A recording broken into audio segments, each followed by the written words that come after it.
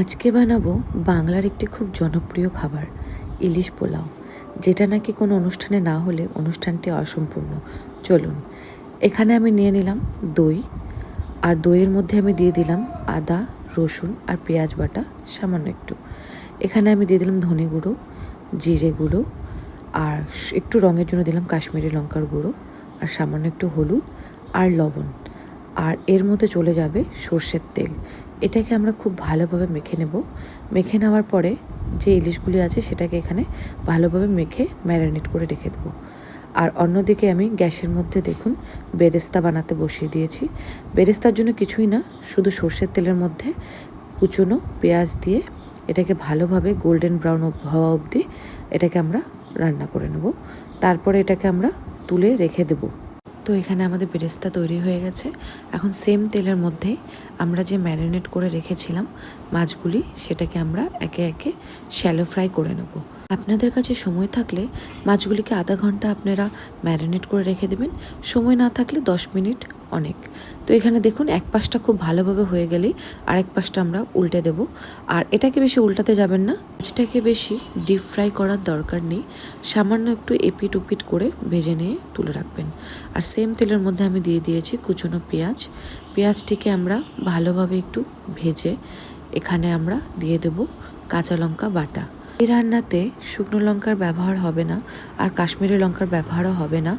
যেটা আমরা ম্যারিনেশনে দিয়েছিলাম শুধু সেটুকুই ব্যবহার হবে, কেননা এই রান্নাটির রং হলুদ হবে যেহেতু এটা পোলাও, ঠিক আছে?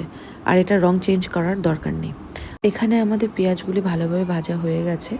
এর মধ্যে আমরা এখন দিয়ে দেব ম্যারিনেশন করে রাখা সেই মশলাগুলি যেগুলি বেঁচেছিল, ঠিক আছে? এগুলো এখানে আমরা ঢেলে ভালোভাবে এটাকে আমরা নাড়াচাড়া করব। এটাকে ভালোভাবে কষিয়ে নিতে হবে, ঠিক আছে? তো এর মধ্যে আর কোনো রকম মশলা যাবে না, আমরা এই ম্যারিনেশনের মধ্যে যে মশলা দিয়েছিলাম সেই মশলাটি হয়ে যাবে। এখানে দেখুন ভালোভাবে ভাজা হয়ে যাওয়ার পরে গোবিন্দভোগ চাল আমি ভিজিয়ে রেখেছিলাম, সেই চালটি আমরা এখানে দিয়ে দিচ্ছি। এখানে আমি গোবিন্দভোগ চাল 2 কাপের মতো নিয়েছি, আর ওটাকে আমি আধা ঘন্টার মতো ভিজিয়ে রেখেছিলাম, সেটাই আমরা এখানে ব্যবহার করছি। চালটাকে খুব ভালোভাবে নাড়াচাড়া করে মশলার সাথে মিশিয়ে নিতে হবে। আর এখানে আমরা একটু দিয়ে দেবো লবণ। আমরা সেই ম্যারিনেশনের টাইমেই লবণ দিয়েছিলাম, তারপরে কোনো রকম লবণ এখানে আমরা অ্যাড করিনি, তাই এখানে সামান্য একটু লবণ দিয়ে দিলাম। এখানে আমরা চালটিকে খুব ভালোভাবে ভেজে নেব যাতে পোলাওটি আমাদের ঝরঝরে হয়। আর মশলার সাথে দেখুন চালটি খুব ভালোভাবে ভাজা হয়ে গেছে। তো এখানে আমি অ্যাড করে দেবো 1 কাপের মতো গরম জল। যেহেতু আমি 2 কাপ চাল নিয়েছি, 1 কাপ গরম জল নিয়েছি। আপনারা যদি 4 কাপ চাল নেন 2 কাপ গরম জল নেবেন, মানে এখানে চাল যতটা নেবেন তার অর্ধেক জল নিতে হবে।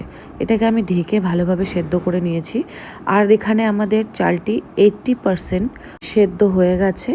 এখন আমরা এটাকে ভালোভাবে নাড়াচাড়া করে এর মধ্যে অ্যাড করে দেব 1 চামচের মতো ঘি। আমি এখানে 1 চামচের মতো ঘি অ্যাড করছি, আর সামান্য একটু অ্যাড করছি গরম মশলা।